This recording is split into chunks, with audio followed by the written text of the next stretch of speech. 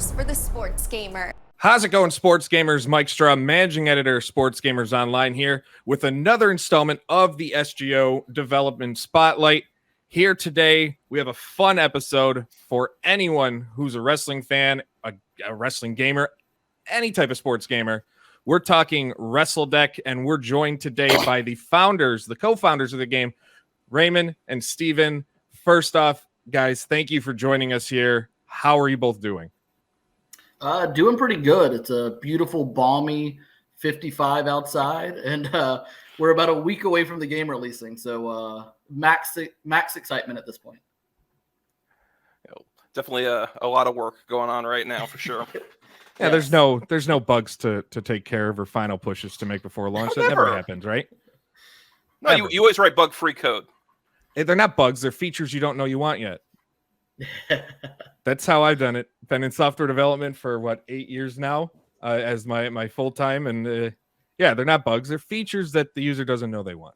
I mean, that's how I think back to Sid Meier's Civilization, Gandhi going berserk and dropping the nuke. It was a bug, but it turned into a feature you didn't know you wanted yet. Absolutely. It's funny you bring that up. We were just on vacation together in Florida, and we had this entire conversation about just that. It's hilarious you bring that up. It's fantastic. It's one of the greatest things in gaming ever to me, that an accident turned into, no, this is now a feature because it's hilarious to think about.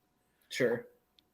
So Wrestle Deck, for those that don't know, it's a new collectible card battling game akin to the likes of the WWE 2K SuperCard concept, but featuring lesser known wrestlers, indie wrestlers. I mean, we do have some bigger names, former WWE superstars as part of the game, but I'll start with you, Steven.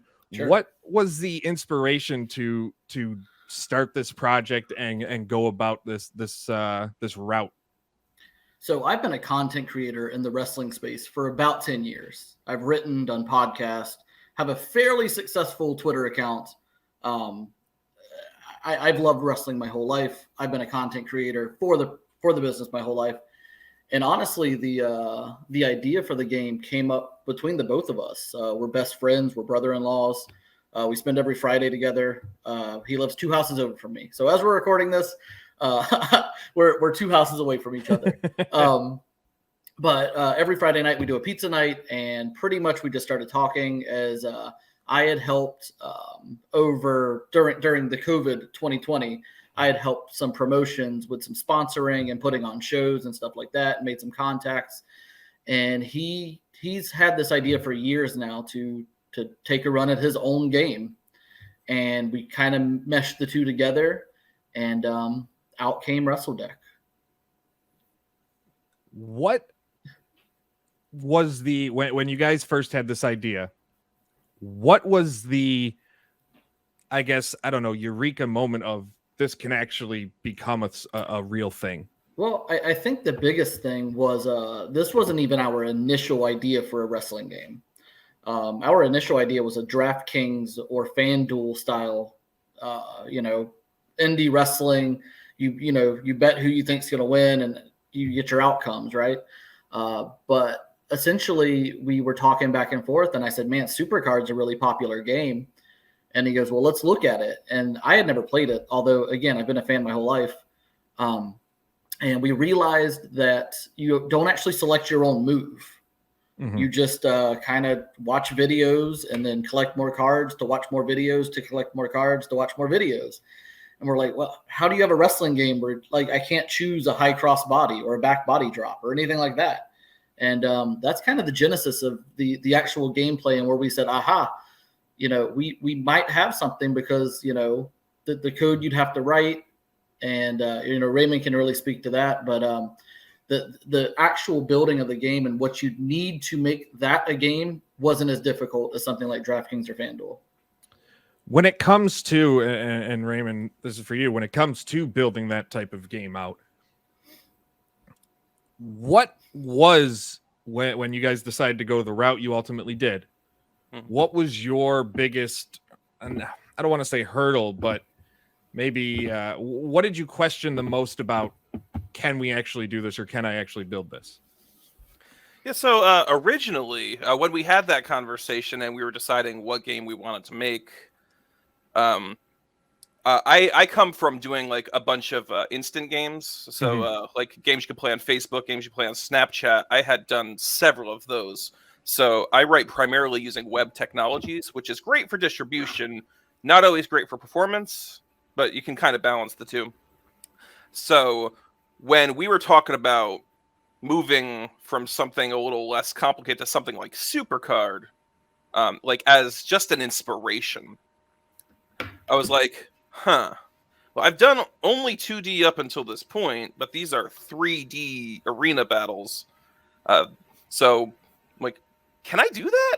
So I after that night, I'm like, okay. I went home. I fired up my software creation toolkit.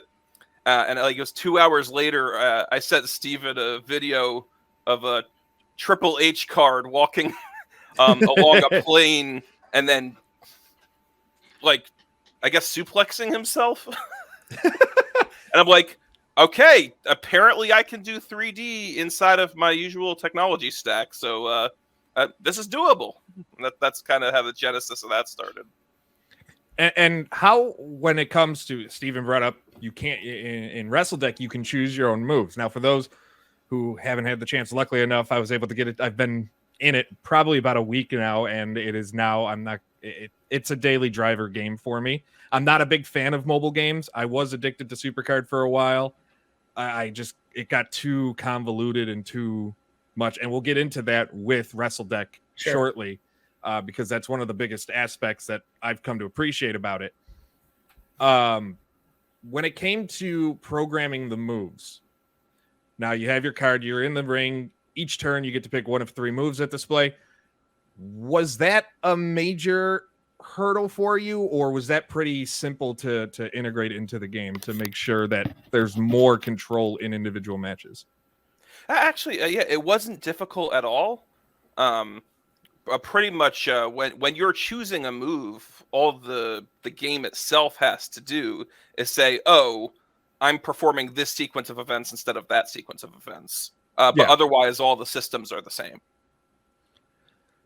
As far as that control goes, how big of a key was that to make sure that was in the game? Like, was that like, we can't do this unless this is part of the game?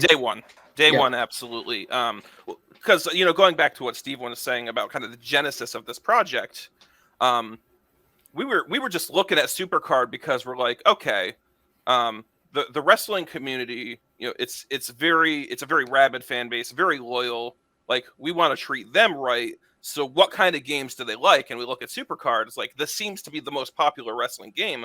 But we played it and we're like, okay, I guess this is cool for some people. But, we come more from, arcade style, N64, like. Based on your shirt, yeah. And I got my posters right next to me. There's a breakdown poster of an N64. Oh, Look very at nice. Very nice. So, and that's where we come from. And it's like, okay, I'm sure SuperCard has its audience, but to us, it's like, this isn't our kind of game. So it's like, well, we want to make our kind of game. So SuperCard kicked off the idea, but having two-dimensional cards two-dimensional cards in a 3D ring fighting each other is pretty much the only thing we lifted from SuperCard, and everything else was based off of kind of like a mishmash of our designs and the kinds of things we liked seeing in these style of games. Yeah. So from day one, that was what we wanted.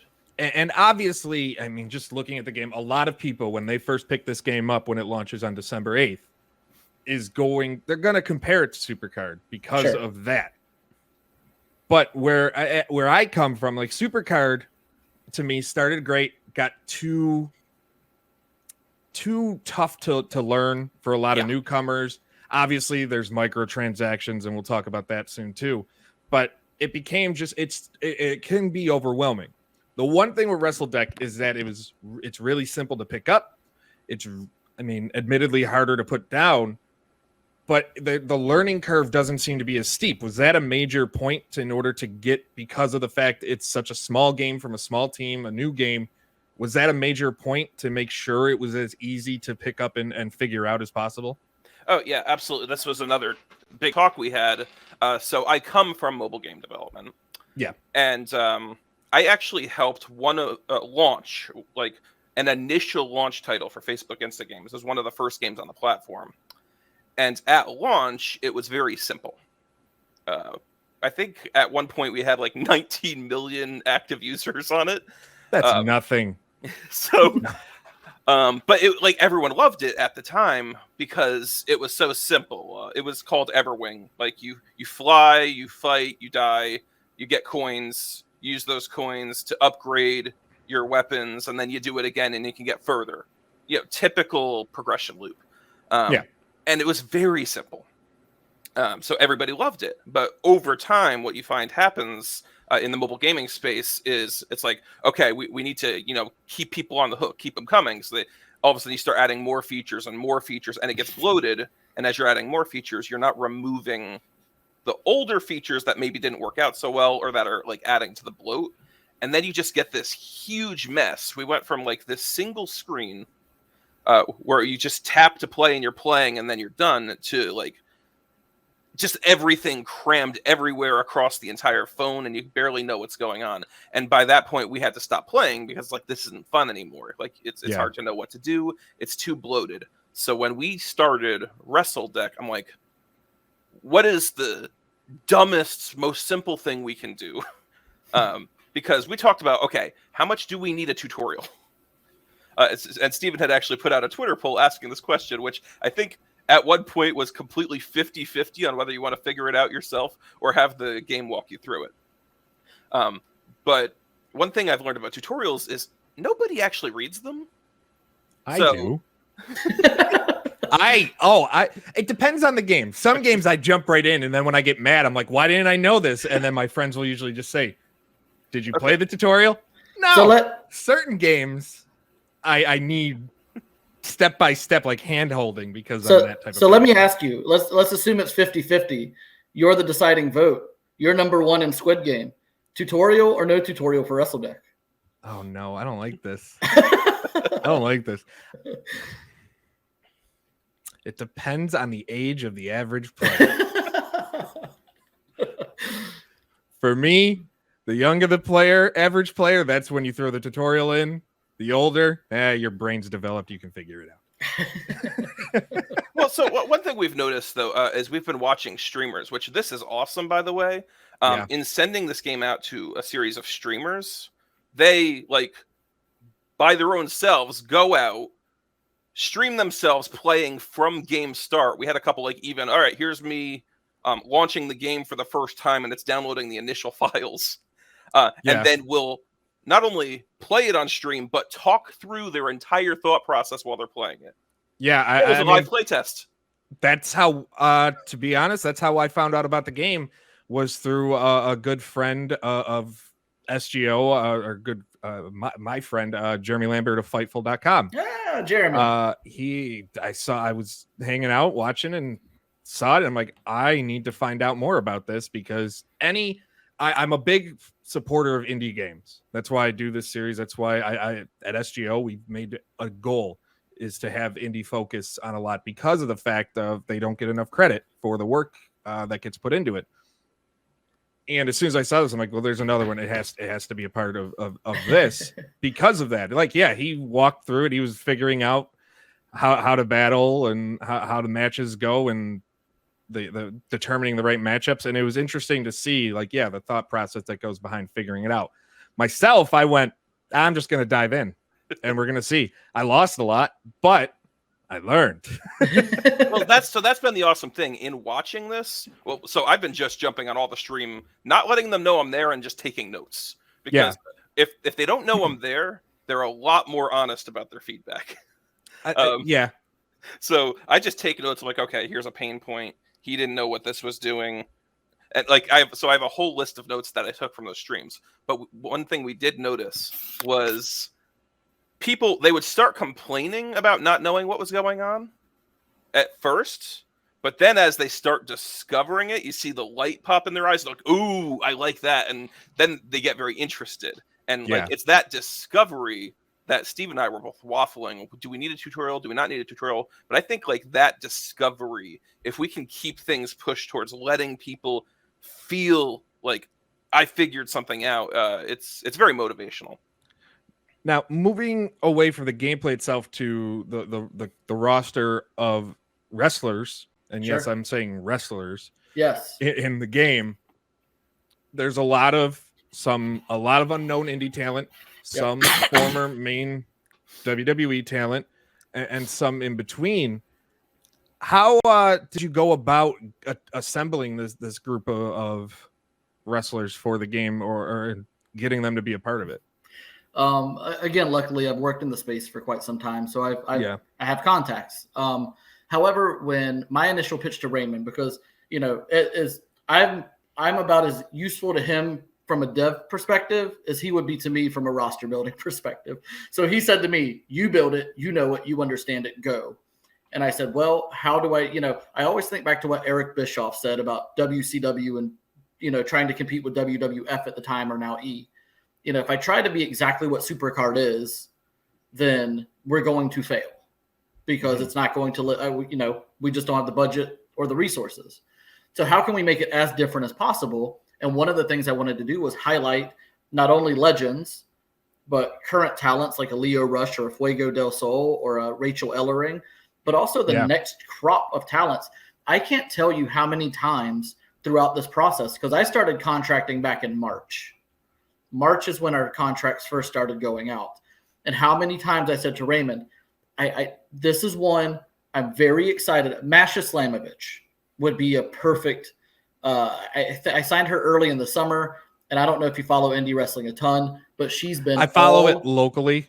Locally, we have Empire State Wrestling. Okay. And actually, this past Saturday was likely Daniel Garcia's last match, which was bittersweet because being in the Western New York area and then having that, I mean, AEW is now becoming home to a lot of Buffalo area wrestlers, which is nice to see. A little humble brag and see my town on the. Well, you probably got used to the Lee Moriartys, the Daniel Garcia, Christian Casanova, or now Carmelo Hayes. A lot of those guys that people have just loved forever. You're probably familiar with John Alba. I definitely had to get Davienne in this game just because she punched John Alba in the face. Like, how awesome is that? Yeah, I mean, definitely. I can't wait to send him this clip because he'll deny it. You will get a response from not John Alba. Yeah, not John Alba won't deny it. He'll deny it for John Alba. But it's been amazing. It's been amazing talking to these talents, and even the talents that have name value, like Lio Rush. When we were going back and forth on this, I said, this is an opportunity that guys like you, before you hit WWE or AEW, would have never had the chance for. And you can add your name in this to give it that some extra oomph so that the Matt Vertigos of the world or the C Stars or all of these younger up-and-coming talents can get that shine from you, and you can help push them indirectly, and as well as yourself be in a video game. Yes. So was it difficult to get any of these people, or was it when it's indie, they're just, I assume a lot of them will be like, would jump at the opportunity. I don't know if jump's the right word to use, but they'd be much more open to it than say like someone who was a major star and you go, hey, we need a legend in here and things like that. I can tell you that like Justin Credible was one of the first names we signed to the game. Very quick, very easy. Ricky Morton and Jazz. There are 3 legends in this game. Yeah. All 3 of them very easy to work with. No hassles. Honestly, everybody who got it, like everybody who understood what we were doing, was super interested from the jump. I mean, from the first ugly powerbomb animation that we sent them to, finally revealing their card in an animation form. They've loved it the whole way. We have some more very special stuff coming from our talent, on release day. I can just say, was it difficult? Not really. Not as difficult as many might believe it was. Some of that might be the fact I I have direct contacts or whatever. Yeah. But as far as the talent, the excitement level and what they saw, I can remember Raymond being in my backyard and me being on the phone with LSG from Ring, formerly now of Ring of Honor. You probably know him very well up in that area. And, he's kind of asking me, well, what is this all about? Yada, yada, yada. And I go in and I explain to him exactly what we're doing. And like Raymond sees the smile on my face when I'm just like, all right, he got it. And literally within 24 hours, he was under contract and we had everything we needed. So, it was a fun process, especially as a wrestling fan. But I'm sure there were difficult parts, but overall, no. It was pretty easy going. Overall, and what is the reaction to the game itself been from the wrestlers that are part of the game that you've shown to, and just anybody other before release? What do you guys? Was it better than you expected? Kind of where you expected? Worse than you expected? What has the reaction been to how it's playing out? Well, it's funny. I'll take my part, and then Raymond, you can jump in. It's funny because we've had a tentative date in mind. Yeah. So season 8 of SuperCard kind of messed things up a little bit for us. So we kind of pushed back a little bit, but we still wanted to get in at a specific time point. And we were a little nervous, I'll be honest, to give it out to all the streamers, because it would be like, hey, everybody sees this game. And then, okay, do they like it or not? Because, we're kind of giving it away. Right now it's kind of a mystery. And I will say the overwhelming support and positive feedback we've gotten has been amazing. The talent have all loved it. We're very excited for it because we also know what's coming down the pipeline. So if you love this version, you'll love the next 6 months. But yeah, as far as I can say, we've been definitely excited about the positive feedback we've gotten so far. You hear that, right? No pressure. Right? That's my job, to pressure them. You got 3 to 6 months to start building even better stuff. Yeah, no joke. I'm the sole developer on this project, so any features we got to put in, I'm putting in myself. What has, from a gameplay perspective, have you noticed, or have you been happy or disappointed with, you build something and you go, all right, that didn't work out, let's change this? What have you noticed with how the game's playing? In terms of initial development or in terms of watching the streamers? Both. Let's start with initial development. Okay, so initial development, when we were trying to determine how to let the players have a choice, because that was the biggest thing that we wanted to differentiate, was how do we give the player a choice? So my initial take was, first of all, we always wanted kind of like RPG style systems in there. So your full health bars, stats, and everything. We always wanted at least just the prospect of here's your health bar, and it's not a predetermined fight. It's actually live happening, and the dice are rolling, so to speak, for certain things. But when making the choice, my initial attempt was kind of to do a rock, paper, scissors. Because from the beginning, we actually wanted players to be able to wrestle one another. Unfortunately, that didn't make it into the launch title, although we are still discussing how to make that work. But we were kind of doing this rock, paper, scissors thing. So I developed this entire system where whoever won the rock, paper, scissors style match was the one who would be able to perform their move. And that's kind of how you determine, and it also allowed for upsets. So if you were really good at, calling rock, paper, or scissors, then even if you were much lower level than your opponent, you could still win. So I developed the entire system. And then finally, once it was working, I played it. And I'm like, this sucks. This is not fun. This is not a fun system. So I had to scrap the entire thing. And that was kind of one of the things where it's kind of what I pictured with gameplay and how it would work versus the reality of the situation just did not pan out. Yeah. So that was I know that's one of the hardest things to admit. When you have this idea, you build it, and you're like, oh, this is so bad. Well, so I'm used to working with production teams where it's okay, designing this thing is your wheelhouse. Handing out tasks is your wheelhouse. building the art is your wheelhouse. Like, and you have all these different roles, and I'm it. Yeah. So like I've had to kind of like design most of this from the ground up myself. If I get stuck, I would talk to Steven and we would talk through my ideas for designs. He'd put in his 2 cents, and then we'd come up with like kind of the systems we wanted to play. But yeah, it's that's really been the challenge, is just wearing all the hats, designing this from the ground up. I've had to do a lot of the art myself. We've contracted out a good portion of it, but with the way things have just been lately, I've just been having to do so many of the things myself. That's been kind of the biggest challenge. And then as for your other question, so that was like mid-development, early development. Now that we've been watching people play, so there are things we've noticed. We think we actually started optimizing for not the wrong audience, but too heavily towards an audience, because we sent out to a lot of streamers.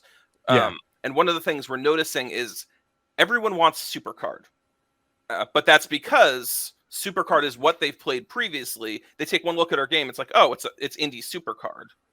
So when it's not SuperCard, especially the streamers who their whole shtick is, oh, I'm gonna get a whole bunch of money and draw a whole bunch of cards, and that's the surprise. Like that's my content. You can't do that in this game. No, exactly. And that's kind of frustrated them. But it's like, so we're like, okay, well, do we want to make it easier? Because they're asking us, oh, can you give us ways to? We like watching and choosing the moves. Like that's awesome, and the animations are great. Now, can you give us a way to skip them? Yeah, I've noticed there's a lot. I have noticed there's people that just want to skip them or just quickly go through. Like for me, one of the elements that I do like is when you buy a pack, you're not getting, one, you can't buy the currency, which is nice. 2, the buying the pack, at least in the version I have, I don't know if this is going to change, and if it is, let me know. You get 1 wrestler in the pack. At least for where I'm at, I'm pulling 1 wrestler pack, which fine. It adds that nice little tweak to where it's like, all right, is he worth putting into my lineup? And that's like the biggest question. Is that one guy you just got worth taking someone else that you've been building up worth it? And it kind of adds a bit of strategy that in SuperCard, you're just like, all right, well, do they match alignments? And you don't have to really worry. I mean, there's some of that, but you don't have to really think about that. It's more along the lines of, do you want to replace the guy you've been leveling up with someone else just because they're new or what? And as far as like to have a question to bounce off of that, was that the plan as far as how you wanted that to go with building your locker room, I guess, of talent to go through? Is it, or was there something else in mind? Yes and no. So when I was playing SuperCard, just to kind of get a feel of, again, like what kind of mobile wrestling games are there? Early on, I'm like, okay, let me open this pack. It's like, oh, I got 8 wrestlers. I'm like, what do I do with that? I'm like, it's like, okay, I got like 8 of these cards, but it's like, that's so many. So and it's then like, you get rid of half of them. Yeah, not all of them. So getting any individual card was not special. Yeah. Because you get so many of them. And I'm like, so we have the ability in our game to specify multiple wrestlers in a pack if we want to. I never turned it on because getting that individual, even though we get complaints from some of the players that have been beta testing the game, it's like, oh man, I grind so long and then I just get 1 card. Like, what kind of is that? It's like, well, no, that's the game. Is we want it to be special, especially since, as Steven says, we're trying to highlight this talent. We want people to know about this talent. If we send 10 indie wrestlers your way when you open like a first level pack, you're not going to know or care about these guys, who they are, these girls. And like that's kind of a big deal. Like we want it to feel special when you get it. Now, we are going to be balancing it a bit better because before beta test, we had it like really easy to get a bunch of cards. And then we quickly balanced it. Now it's too hard, we think. So we're going to kind of dial that back where you can get more cards. And we're definitely going to throw in a lot more gimmicks and stuff. As far as, and we'll get started, ready to wrap this up. A few more questions I have. As far as the future plans, now the game's not even out yet as of recording. I get that. But as far as future plans, and because it's indie focused, has there been any idea of maybe reaching out to indie promotions across the country to maybe incorporate arenas or anything like that? So I can tell you now, we are in constant talks with indie promotions. I can also say that we've spoken to an indie promotion about having a Wrestle Deck indie show.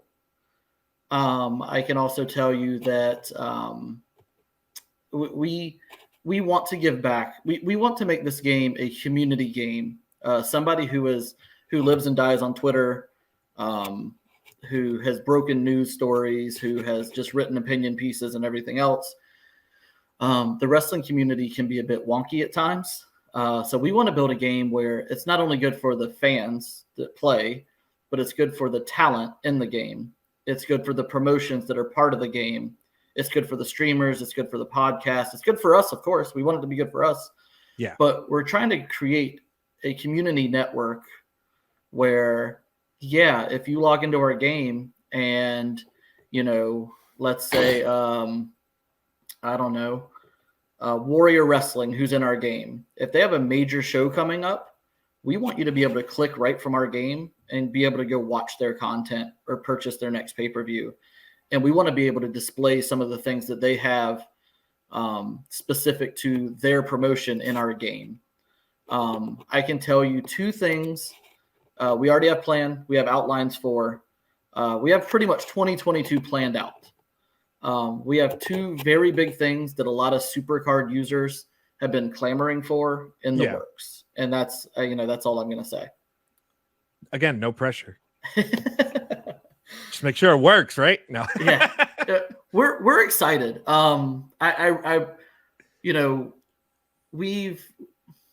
We have a lot of support from the talent, from websites, Fightful being one of them, Sean and Jeremy and all of them. They've been so great to us, and Raj at Wrestling Inc. and so many of the other websites. And, we're really excited to see this thing launch. And even at launch, you might even get something that you haven't seen yet. And speaking of launch, the game does launch December 8th. If you're watching this when it goes live, this video goes live, it's a couple days away. If you're watching this after, go download it, Android and iOS. And is there any, I know this is a question, but it is a mobile specific game. Is there any plans of like tablet optimization or anything like that for larger screens? I'm not going to say, is it coming to PC, because that, as we've seen in the past, as far as myself, taking a mobile game to PC doesn't necessarily translate, but at least optimized for those who have larger screen like tablets and things like that. Absolutely. So my primary device for mobile gaming is an iPad. Wrestle Deck is almost completely responsive, regardless of screen size. Now, if you get to crazy landscape, it starts looking really weird. Yeah. Due to the way that we are resizing the layout, but absolutely, it looks fantastic on an iPad.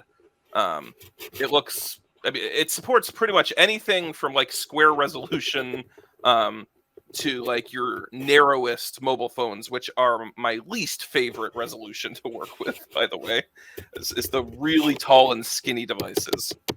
But it will run on them. So I have 3 or 4 kind of rapid, quick hit questions to wrap it up here, based on what people have asked on social media. First question is, depending on device, can I easily access my account on both? Say you have an iPad and you have an Android phone. So if you want to do that, make sure you log in with Google. If you log in with Google, then absolutely, you can run it cross-device, no problem. I think there is some weirdness if you sign in with an Apple account on your Apple device that has a shared email address as your Google account, then things get a little wonky. But yes, outside of that, 100%, you can play back and forth across devices. Just don't try to do them both at the same time, because the system will boot you out. And you might lose a couple minutes of progress. The next question here, I got them. Okay, my phone just went to lock screen. That's cool. The next question I have is, when playing the game, when unlocking characters, will there be a way, or is there a way to combine multiple or duplicate characters? At this time, no, but a fusion chamber, which is kind of what everybody's going to, has been in talks between the two of us since almost the beginning. It is something we're certainly going to implement in the game. Are tag team matches going to be implemented? That's another thing that I can tell you. We actually just had a meeting about that probably 2 or 3 weeks ago when discussing through 2022. That will be something that we plan on adding to the game. Okay, actually, the other question was a duplicate tag team question. So there we go. All right, I got a question for you, Mike. Let's go. I'm not ready for it at all. What has been your favorite card you've pulled so far? So I pulled a cheeseburger, and that makes me really happy, because I never thought I'd be able to take him seriously as a wrestler, and then he turned out to be one of my favorite smaller wrestlers ever. Right? So such a cool story, and another super easy dude to work with, mega down to earth guy. Yeah, I mean that's a good one. Yeah, he's my top card. Him and KTB are basically my top 2 go-to cards. So that's kind of where I'm at. I'm not where I want to be progression wise, because I lose matchups where I'm like, oh, I'm higher level, I should win. No, not always the case. Wrong. No, it's something we really wanted.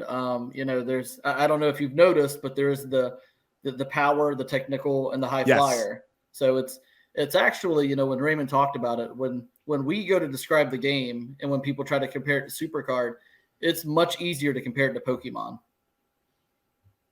than SuperCard. That's not a comparison I would have even expected, because you immediately assume to go into the card games, like a sports card game, not a Pokemon card game type of thing.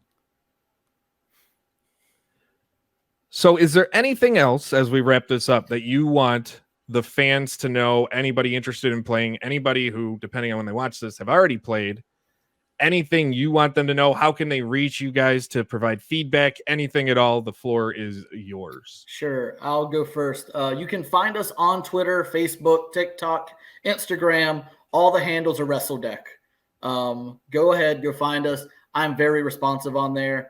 You can slide into the DMs if you want to, just like you did. Please interact with us. Share the game. Enjoy the game. Enjoy the game for what it is. Don't try to compare it to SuperCard. I know the immediate knee-jerk reaction to everything wrestling is to compare it to WWE. AEW is great on its own. Impact's great on its own. GCW is great on its own. So Limitless Wrestling, so on and so forth, all great on their own. Enjoy the content for what it is. And you know what? Something else I'm going to encourage everyone to do. Everybody who's in this game, whether it's Ashley Vox or Davien or Matt Vertigo, Fuego del Sol, Lio Rush, Jordan Oliver, who I think is going to be a mega star one day. Agreed. Go follow all these talents. I keep pushing out videos and articles and everything else. Go find their work. Go support them, just like you're supporting this game. Again, we want to bring a community to this. We want to have conversations with you. We want to talk with the streamers. We want to talk with the websites. And we want to promote the talent as well. And hopefully, along the way, we put out a viable product that people love.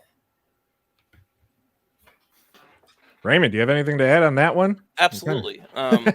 So one thing I kind of want the community to know is what you are getting at launch is just the beginning.